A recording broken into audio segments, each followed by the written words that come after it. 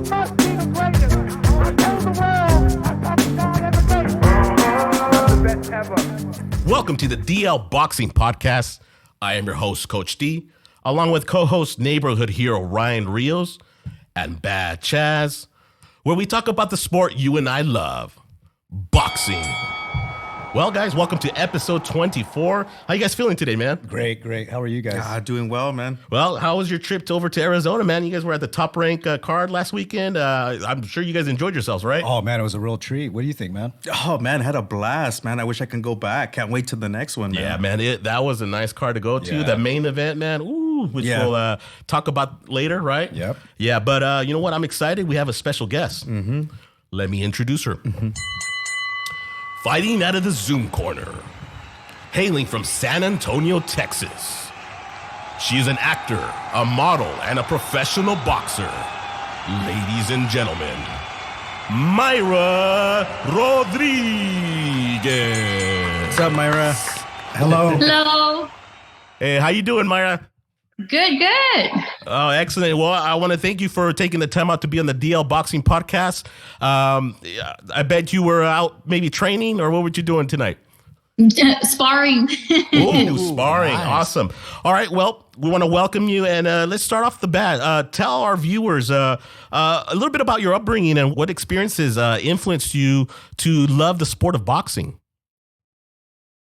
It was pretty much just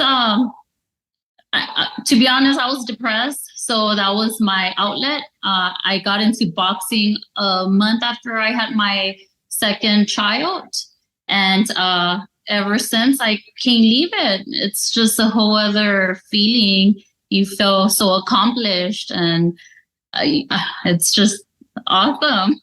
Yeah, well, we're glad you found that in the sport of boxing. Tell us about the road to becoming a pro boxer. Did you have any amateur experience beforehand? I do. It was actually 5'3".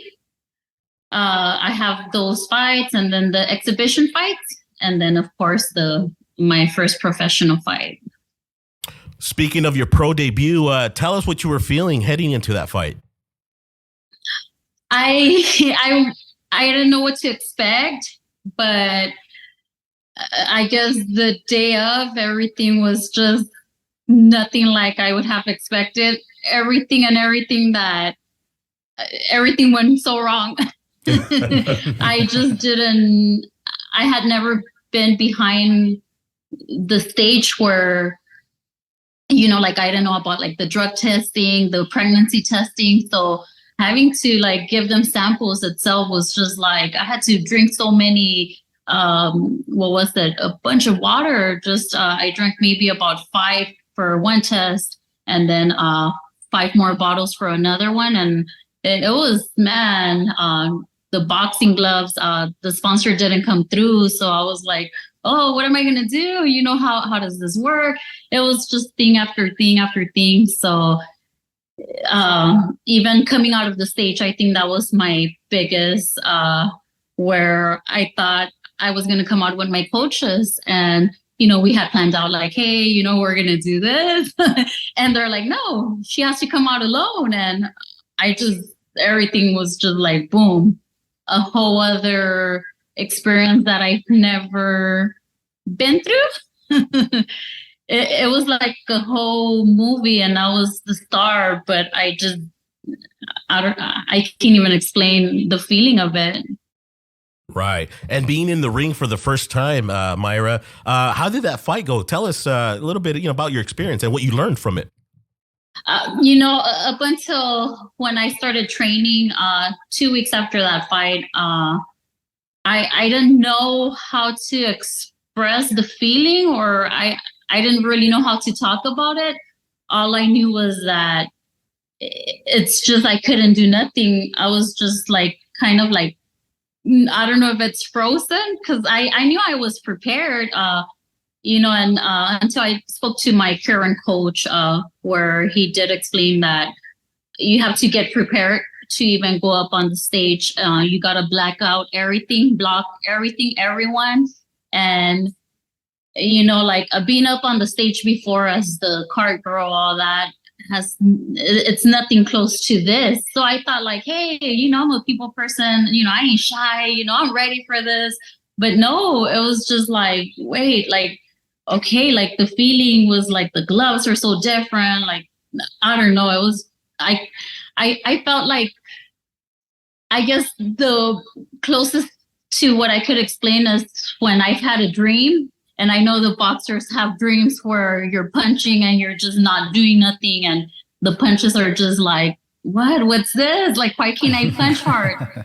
That was me up there. It was like, okay, is this like a dream? And at one point I caught myself just looking at the TV and I was like, okay, well, what's going on? Why can't I do nothing? I was just kind of like frozen, and I'm like, I can't even move. I think it was just a lot of everything that I was not, I was not trained for. Yeah, no, and you're right. It happens to the best of us. It's called the big fight experience, the big stage experience. And you have nothing to be ashamed of. We have great fighters such as Bernard Hopkins, Henry Armstrong, the Marquez brothers, Juan Manuel and Rafael. They all lost their pro debuts, Mayra. So keep your head up. And with that said, you are scheduled to fight on March 12th. Can you tell us a little bit about that fight coming up? That was so. I think we'd had like a sparring at the gym, and Greg Nunez had asked me, hey, do you want to join this fight? And I'm like, okay, well, you got to speak to my coach, because if he thinks I'm ready, then I'm ready. I didn't know if he was going to say yes or no. And he told me, oh yeah, we're fighting that. I'm like, okay, cool.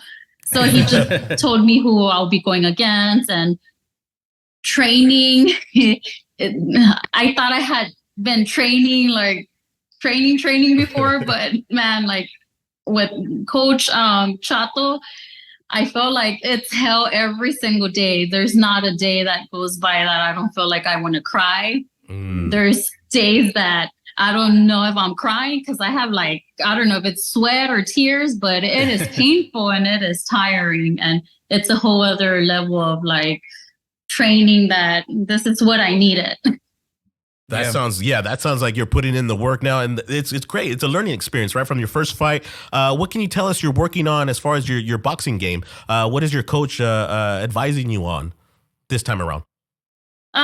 He's pretty blunt, so he tells me straight up what I'm good at, what I'm not good at. Good. He's on me. He doesn't treat me like a girl. He treats me like all his other guy boxers. Just today, he stopped the sparring and he told the guy, hey, she's not a girl here. You better go at her, because, that's how they have to see me, because that's the only way that they're going to help me. Mm-hmm. Right. And how do you feel? How do you feel your boxing game is unfolding? I feel more prepared. I feel more focused. I feel stronger. I think I just had to put my foot in there in order for me to say, okay, I got to do this. This is what I got to do. And ever since, I've been working on that. I've been training nonstop and just listening to my coach. Yeah, well, it sounds like you've done your homework and you know what to improve on from your first fight. And we wish you all the best of luck, Mayra. This will be March 12th. Can you tell us where? So it's going to be at the Shrine Auditorium. Okay. Yeah, I believe the doors open at 12, and I think the first bell is at 2. Oh, awesome. And that's great to hear. You are also an actor and model, right, Mayra? Can you tell us a little bit about those experiences? Okay, let's see. Well, the whole modeling, that was just because of the boxing. I guess when I started doing the whole amateur boxing, the dorm people were letting me in free, thinking that I was the ring girl, when there's not even a ring girl for those shows. So my best friend has been a ring girl. I guess she started this when I started the boxing.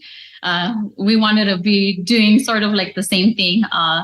There was a time that they needed another ring card girl, and she showed them a picture, and they're like, yeah, bring her in. And at first I was like, man, I ain't the type of ring girl type of girl. I want to fight.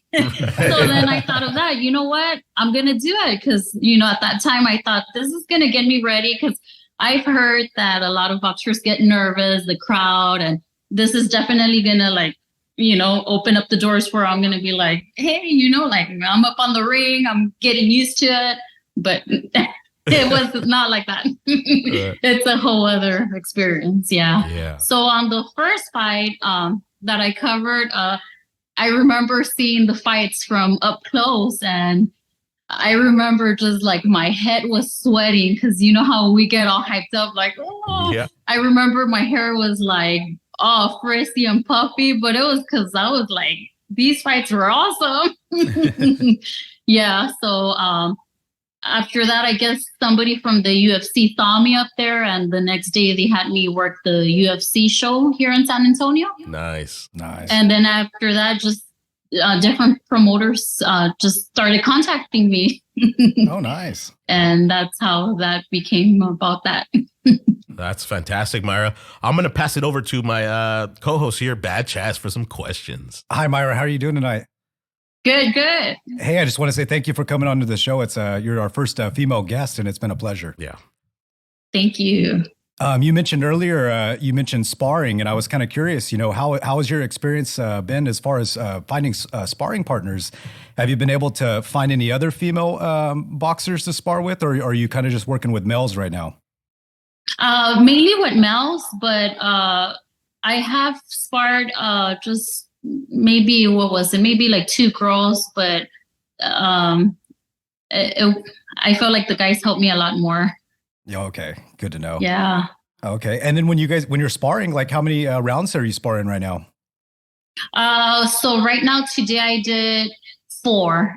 It was 3 with one of the guys, and then they put in another guy just because one's good at, like the strong points, the punches and all that. The other one's a lot faster. So I get a little bit of, okay, this, that. And then just depending if the coach thinks that I need to spar with another person because of their skills and what I got to practice on, then he'll just keep putting me in and out. Okay. Where's your gym located at? So it's Chato's gym. It's around the corner from the Alamo Dome. So it's in San Antonio? Yes. Okay. So have you had to like commute anywhere to find other sparring or anything to kind of expand your experience? So before that, I before going to Chato's boxing gym, I was going to a different gym where, there was more female boxers that I was sparring with.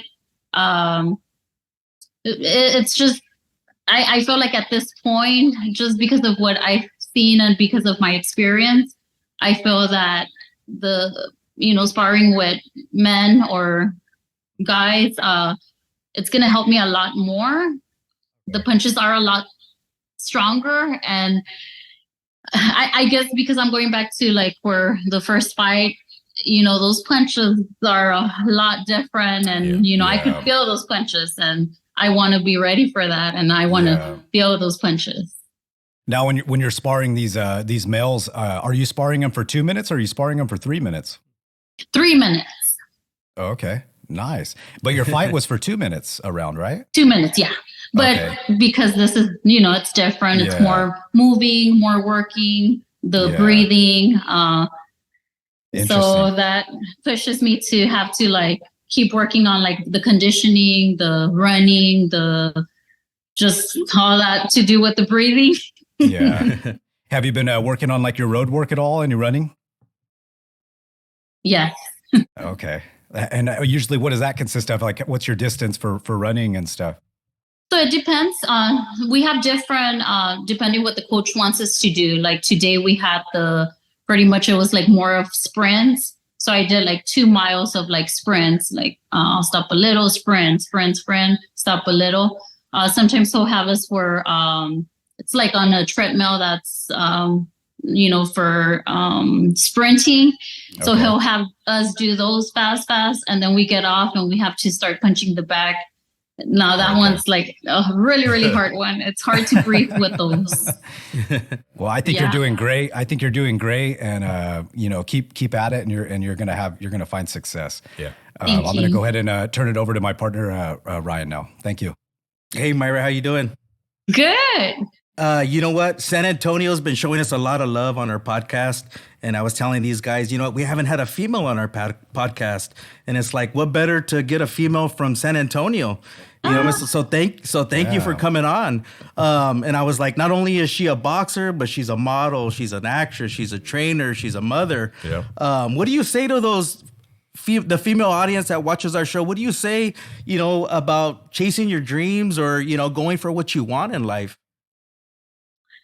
You got to start somewhere, and you only have one life, and you have to make the best of it. You don't want to, if you have a dream, you don't want to get older and not have accomplished that, because you're going to end up regretting it. So that's what I suggest. Follow your dream. Yeah, exactly. And you being around in that whole like San Antonio scene right now, like how's that experience, you know, as far as, you know, being around the gyms, being around the fighters, being around the venues? I mean, what is that experience like? I love everything to do with boxing. So for me, that's awesome. I don't know, I just love it. I'm always around all that. So yeah. If, you know what, like in the next couple years, I mean, where do you see yourself in this game as far as like modeling, acting, boxing? Where do you see yourself in the next couple years? Honestly, I think I'm just going with the flow, just because it's one thing one day, and then I'm getting calls from like a whole other, like, hey, do you want to do this? Do you want to participate for a beauty queen or something? I'm like, well, what do I have to do? I'm like, okay, sure. I'm just like, whatever comes, depending. I'm willing to try just different things. Just like I said, I ain't getting any younger. So, just, I don't know. I'm making the best of it. That's awesome. Thank you, Mayra. Well said, Mayra. Absolutely. Well, guys, we've made it to the fun question round. Mayra, you ready? I want you to give us the first answer that comes to your mind, okay? Right. Okay. Here we go. Should women's boxing have 3-minute rounds? Yes. Benavides or Plant? Benavides. Tank or Ryan? Tank. Spence or Crawford? Oh, Spence. Fury or Usyk? Fury. Okay. Whataburger or In-N-Out? Whataburger. Street taco truck or fine dining restaurant? Street taco trucks. Nice. Corona or Modelo? Ooh. Oh, that's a hard one. Modelo. All right. Dancing to salsa or to reggaeton? Both. All right, we'll take it. Salsa. All right, excellent. And the last one, the Super Bowl's coming up. Chiefs or Eagles? Chiefs. All right. All right, Mayra. Well, is there anything you want to say to our fans and to all your fans from San Antonio? I want to thank everybody for all the support. It does make a difference, and seeing and hearing everybody just supporting, I feel so blessed and happy. And I do want to thank everybody, and I want to thank you guys for inviting me over. This was fun. Awesome. Well, thank you, Mayra. It was really nice to meet you, and we wish you all the luck. March 12th, get that W. As long as you believe in yourself, you will be successful.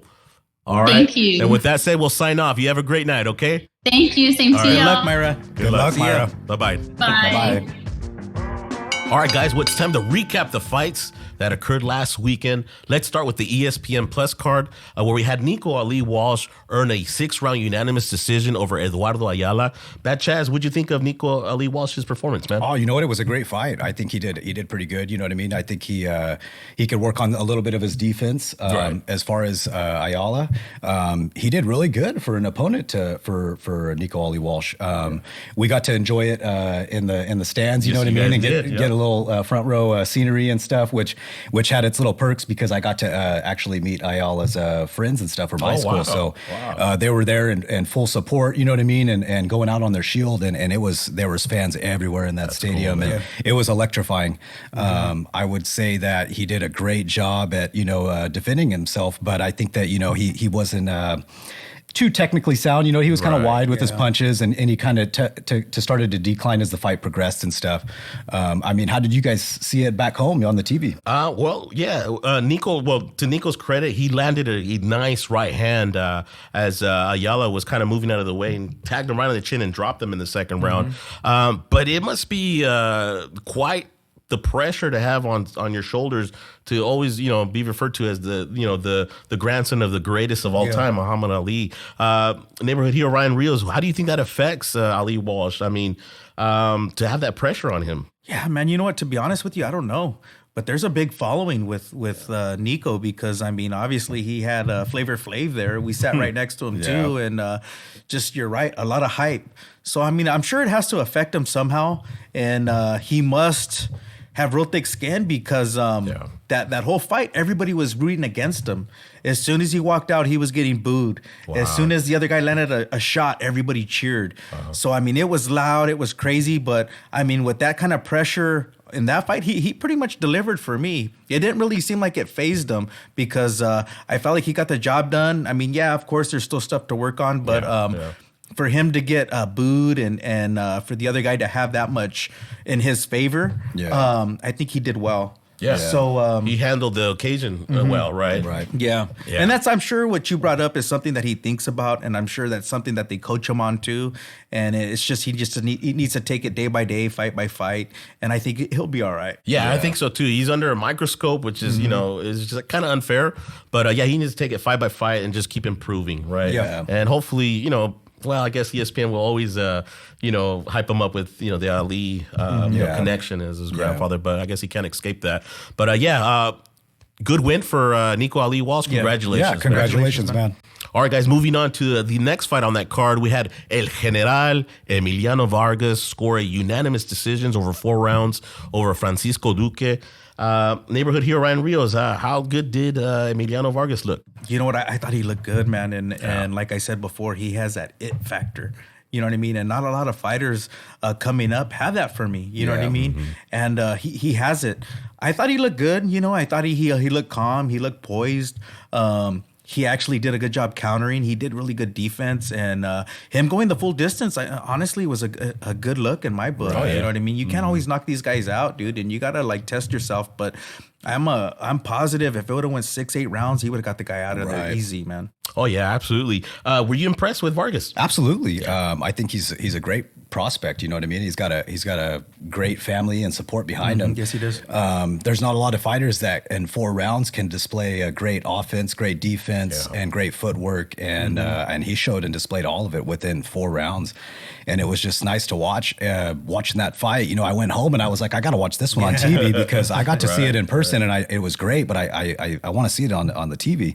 Yeah. And I mean, I was just impressed all over again because I mean, he's just hunting for a shot. You know what I mean? But while not compromising anything. Yeah. He's looking for a shot to the body. He's switching to southpaw so that he can find a different angle. Yeah. Just great quality and great skill. Can't wait to see his next fight. Yeah. And then even too, right after the fight, he stepped out of the ring. And he walked straight to us, man. Yeah, and I thought cool, that was super cool. Yeah. I go, dude, great fight, you know, and congratulated him. And then I asked to take a picture, dude. And he was super cool. You got a picture with him too? Yeah. I actually ran into him at the gas station on Saturday. I was getting gas and like an energy drink. And I seen I seen him at the gas station when my wife did, and I was like, oh, I'll go say what's up, you know. So yeah, they were real respectful, you know, just the same as like I seen him the night before, and just told him to have a safe drive home, and Awesome, man. And yeah, just like I said, can't wait to see him again. And they're just great down to earth people with great quality, you know. Yeah, well said, guys. Congratulations to El General Emiliano Vargas on your victory. All right, guys, let's move over to the next fight, where it featured Tulsa's own Richard Torrez Jr. He scored an impressive TKO at the end of round 1 over James Bryant. Neighborhood hero Ryan Rios, how'd you see Torres' performance, man? You know what, man, dude, I was impressed, dude. I thought he looked patient. Yeah. You know, I thought like he was doing a lot of stuff I hadn't seen before, like these feints, you know, like he was pawing, you know, and trying to set him up for a shot. And, you know what I mean? He just looked like a different fighter. Even though it went one round, he just looked different to me, man. No, yeah. And when he found his shot, he landed it, dude, and lights out, man. Yeah. Like, dude, he just looked exceptional. But what he did inside the ring, I thought was great. But what he did outside the ring was even better, man. Everybody that wanted to take a picture with him or talk to him, man, he gave him the time. That's cool, and man. That's cool. He didn't leave anybody out, man. He made sure everybody got a picture with him or a handshake or a hug. Don't matter what it was. We even met up with them, you know, after the fight, and he thanked us for going. And dude, that's what I love, man. Yeah. That's just awesome, dude. My hat's off to Richard Torrez for doing that, dude. Yeah. And he's a champ in my book. Yeah, and you're right. I was watching it from home. First of all, the 222-pound frame that he brought to the fight, you know, he looked better. He looked like 8 pounds less from his last fight. So, you know, his physique looked great. Just like you said, coming out to the fight, patient, creating that distance. And right before the knockout blow, around the 30-second mark of the first round, he lands a two-piece, a left and a right, just at the right distance that hurt Bryant and puts him against the ropes. And from there, man, he figured out, okay, Bryant is hurt. Bryant wants to like reach out and hold him. So with his jab, he measures him, creates the space again, and delivers that amazing hard left uppercut that just ended the night, right, Bad Chaz? What'd you think about those tactics? Oh man, I think it was just smart boxing. It was just nice. It was just nice to see another version of Richard Torrez and just to kind of be patient and smart. I mean, it was all within one round, Right, exactly. But these things happen fast. And you know, you got this guy that's coming in to fight Richard Torrez that's bigger, longer. He looks strong, but Richard Torrez was just smart. Let him leaned over his feet and just caught him with a nice left uppercut. Right, that split second, he's like, okay, I know what punch to deliver, and he delivered it well. Yeah. So congratulations to Richard Torrez Jr. Congrats, on man. your victory. All right, guys, let's move over to the co-main event, which saw Arnold Barboza Jr. Earn a unanimous decision over Jose Pedraza.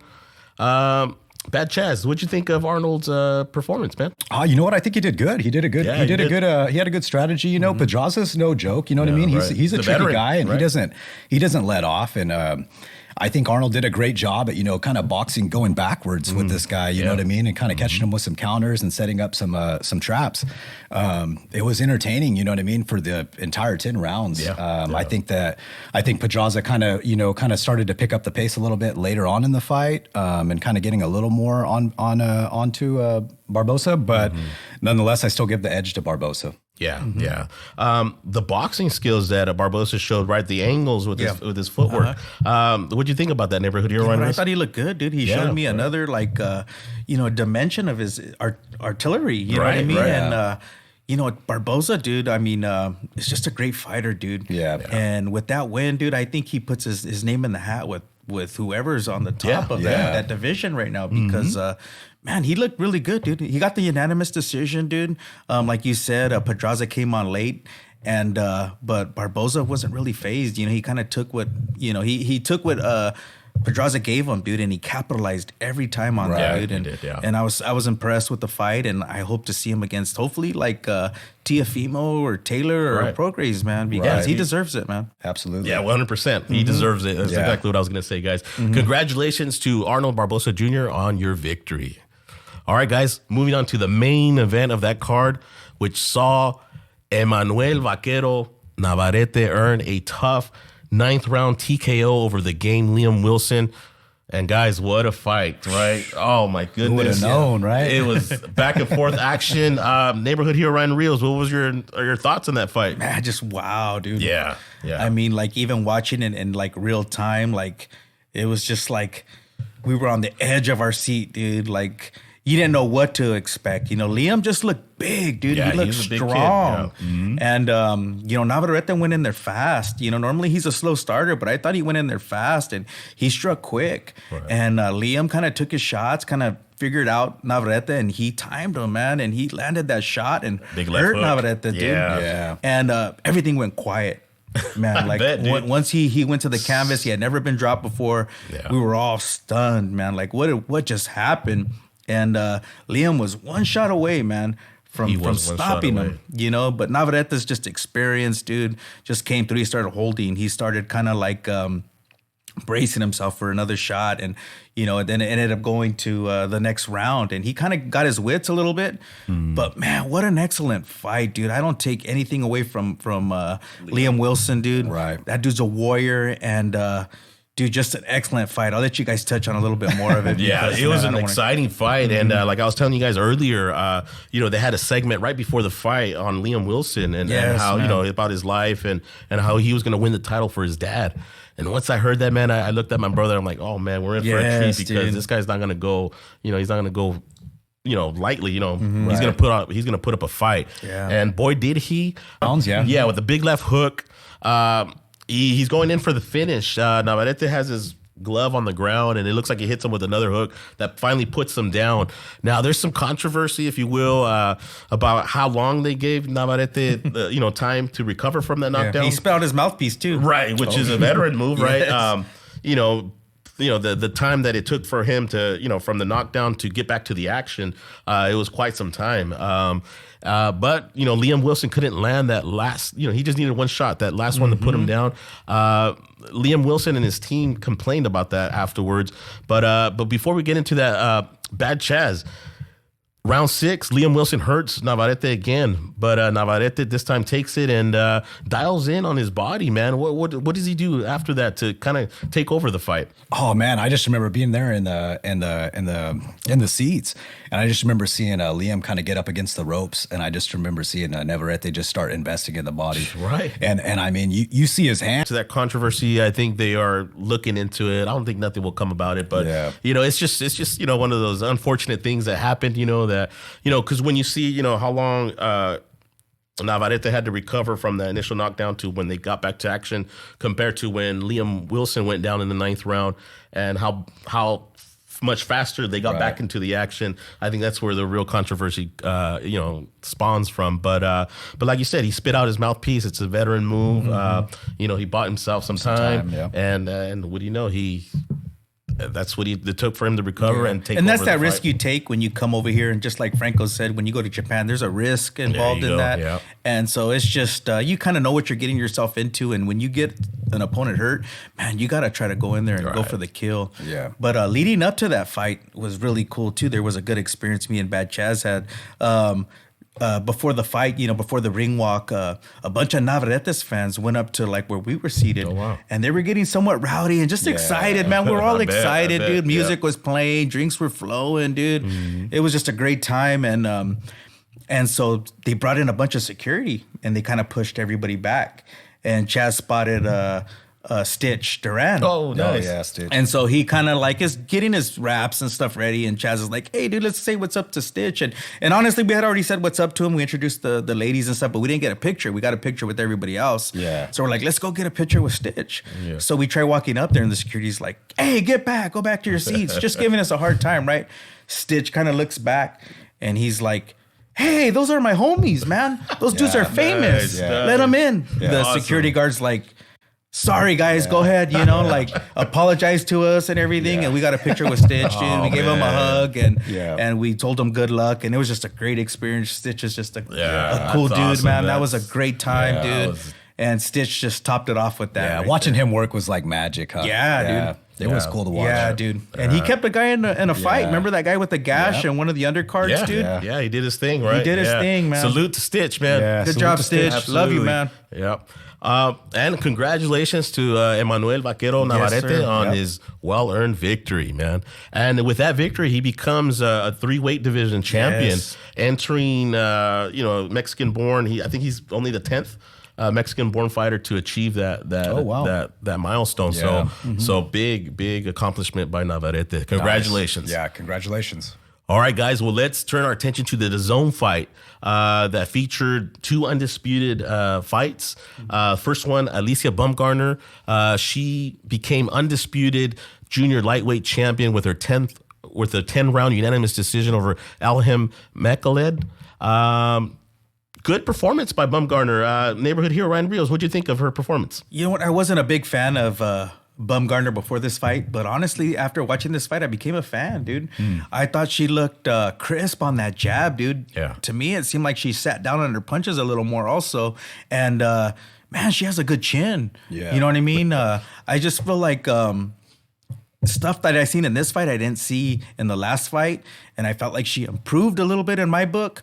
But again, I mean, that's my opinion. But man, dude, she made me a fan. I thought she did well, dude. I thought she got the easy victory, dude, and I can't wait for her to see what's next. Right. Dude. Yeah, and it's interesting that you see an improvement where I think me and Batchaz were more in accordance. Like we felt like she kind of regressed a little bit. Really? Only because of the lack of defense. The style she implements. Maybe I'm thinking maybe she doesn't quite understand yet how to use that stance. Because the right hands that Mekhaled was landing on her chin, like I did see that. clean shots, and she just like brushed it off. Like, luckily for Baumgardner, those shots weren't hard. And the other thing was the stamina issue, where she actually like looked like she took a round off every time she tried to unload on Mekhaled.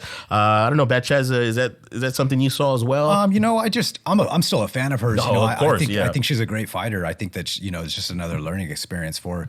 I agree. She had a great jab, but I think that she does have like kind of a stamina issue. Like I think like the last fight with Mayra, it seemed like she'd fight a round, take a round off, and fight a round, take a round off, and it kind of seemed like she's kind of trying to learn how to conserve her energy. You know what I mean, for longevity and stuff. And I don't know if that's something that she was kind of trying to do in this fight, and stick that jab up when she needed it, but she kind of left that left hand down and even in the beginning round, it cost her, a punch in the face. Yeah, and right. I think she's just kind of trying to find her rhythm, and find out who she is and learn to kind of make adjustments as it goes on. And I think that she's more than capable of it and stuff. But I just would like to see her hands up a little more, at the beginning of a fight and kind of try to pick and choose when to use that style. Right. Yeah, the gauge of distance, right? Learn the distance.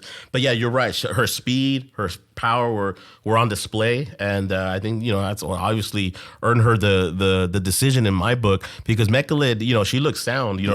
Her boxing ability looked really nice and tight. It's just that she was a little slower. And just wasn't as athletic as Baumgardner. So, but good performance from Baumgardner. She got it done. She becomes undisputed at the junior lightweight division. Congratulations, Alycia Baumgardner. All right, guys, let's move on to the main event, which is another undisputed fight, which saw Amanda Serrano earn a 10-round unanimous decision over Erika Cruz. Amanda Serrano now becomes the undisputed champ at featherweight. Quite a bloodbath of a fight. Batchaz, what'd you think of that performance from Serrano? Oh man, Serrano, she's one of my favorite fighters to watch. I think that she could have probably made some adjustments with this fight. Early on, but I think who would have expected Cruz to come in and kind of what was she? She was kind of like she was like slipping it or rolling. And as she rolled in her punches, she like delivered and invested in the body. Kind of like a brawler. It would get Serrano to kind of counter. Well, off of her counter, then she would throw him upstairs off of her counter, and it found like openings. I think that she did a great job, kind of doing something that was so just like not normal. Something you're not gonna spar somebody for this fight that's gonna have these wide swinging punches that's gonna slip and roll and almost like they're swimming. And I mean, Serrano got caught with some good hands, you know what I mean? But I think Serrano looked like, maybe the tighter, more compact, and kind of stayed that way throughout the duration of the fight. And I think that, that might have been just the difference. Yeah, no, I agree. And I was going to just say, how do you prepare for a fighter? I was going to say Cruz reminded me a little bit like a Marcos Maidana, a swarmer, right? Yeah. Just throwing punches left and right. How'd you see Cruz or how'd you see Serrano acclimate to that? Neighborhood hero Ryan Rios. You know what? It just forced her to brawl, dude. It forced her to kind throw of got back. sucked into that, huh? And I felt like Cruz gave her best chance to win by doing that. You know what I mean?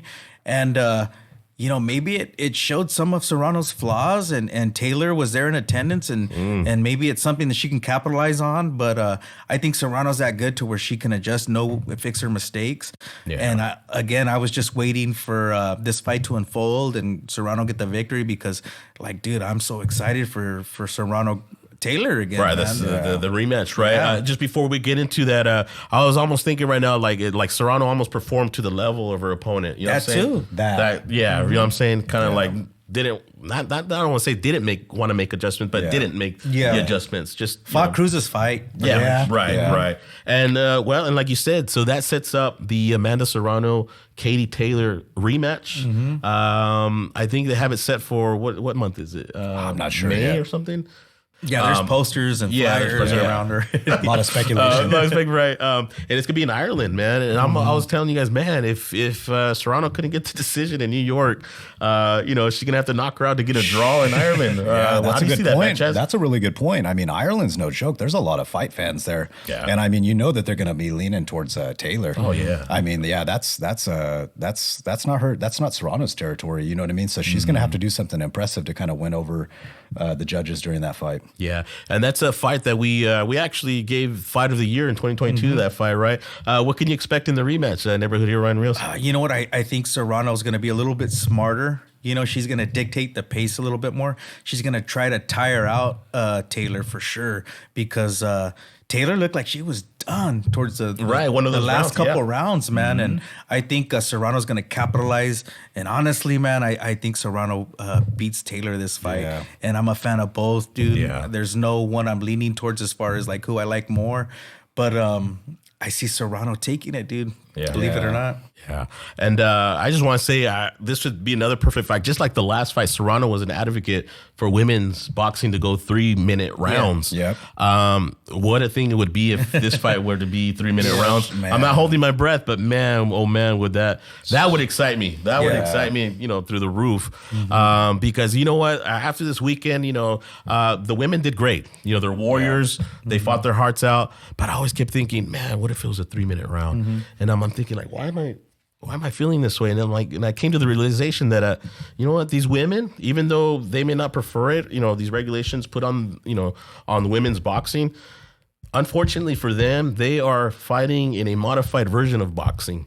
Any way you slice it, it's a modified version of boxing. And in my opinion, I think that needs to change. I would love for the women to start going 3-minute rounds. Yeah. And not only that, I feel like they're going to take less blows.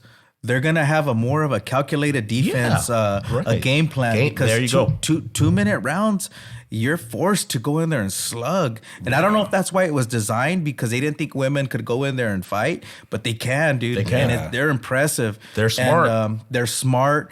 They're just like men, dude, in my book, man. And I think with 3 minutes, they can develop a better game plan. Well, a lot of these females too. They it's not like they're always sparring females when they're prepping. Dude. They're sparring males.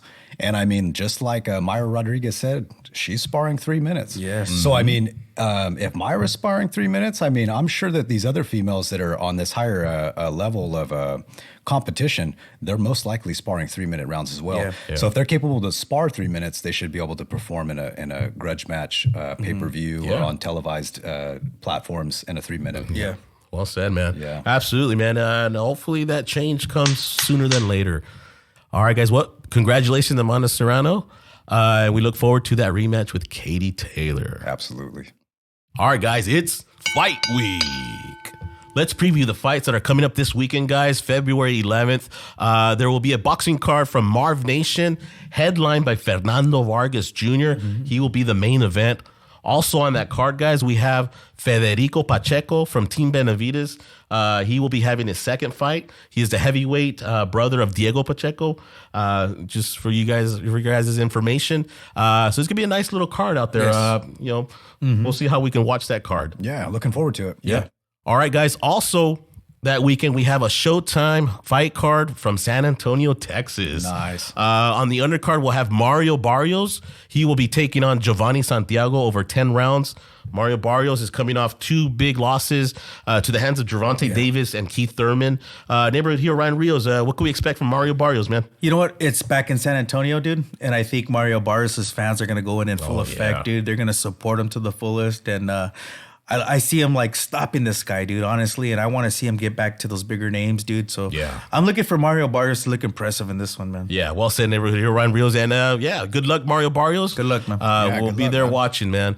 All right, guys. The main event of that card, we have Rey Vargas taking on O'Shaquie Foster over 12 rounds. This is for the vacant WBC Jr Lightweight title. I believe a title that was vacated by Shakur Stevenson. Yes. Bad Chaz. What do you expect for Rey Vargas? Oh, you know what? I just expect him to kind of come in and just be a little more of the cleaner fighter. You know what I mean? Like probably land and throw more punches than his opponent and just kind of outwork him. And as the fight progresses, just kind of wear him down. Yeah, he throws punches and bunches. Tall for the division, neighborhood hero Ryan Rios. What can you tell us about Rey Vargas as well? He's a definitely exciting fighter, dude. He's tall. He kind of reminds me of Navarrete a little bit. His does, style, right? you know what I mean? He But does, he's definitely exciting, dude. And I want to see him make a statement. So, I mean, you can put his name in there with Oscar Valdez, Navarrete, just some of the bigger names, dude. Right. So he's making this division exciting, and I think he stops the guy. You know what I mean? Yeah, no, yeah. These are good fights this weekend. Yes, they are. Heck yeah. We look forward to them. All right, guys. Well, that concludes our podcast. It's shout out time, guys. Bad Chaz, who would you like to shout out? Oh, man? you know what? Just shout out to, Arizona, man. Those fans out there were just loud and wild, man. That was a great time. Other than that, just shout out to, the guys that are subscribing and following our channel and leaving us comments. We appreciate it, and hope you continue to watch and enjoy the show. Yeah. I want to shout out our guest, Mayra Rodriguez. Thank you for coming on again to the DL Boxing Podcast. We wish you all the best on your journey and your fight March 12th. Good luck, Mayra. Absolutely. Neighborhood hero Ryan Rios. You know what? I shout out to Strathmore Studs, a couple of buddies of mine. They follow the podcast, they follow the Instagram. Just good dudes, man. Just legends in the town. You know what I mean? And that's Jose Ochoa and Nick Ramirez. And I just appreciate everything you guys do, and I love you guys, man. Yeah. Stay tuned, man. Yeah, thanks for your guys' support. Yeah, greatly appreciate it. All right, guys, and shout out to sound guy Rob, cameraman Liam. Thank you so much for your help. And with that said, guys, I am Coach D, along with neighborhood hero Ryan Rios and Bad Chaz, and we're out, guys.